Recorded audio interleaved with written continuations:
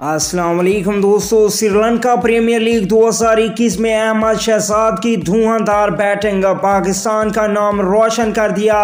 Lanka premiere league 2021 में पहले ही match में तेज तरीन 50 का रिकॉर्ड बना डाला।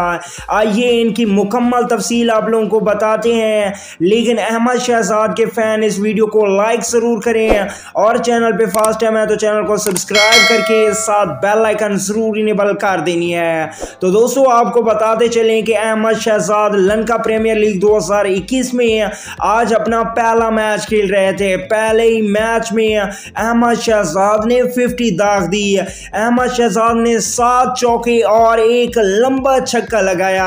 अहमद शहजाद का ये लंका प्रीमियर लीग में पहला मैच था। जबरदस्त परफॉर्मेंस को देखते हुए क्या इन्हें पाकिस्तान क्रिकेट टीम में मौका देना चाहिए या नहीं देना चाहिए, नीचे कमेंट सेक्शन में जरूर बताएं।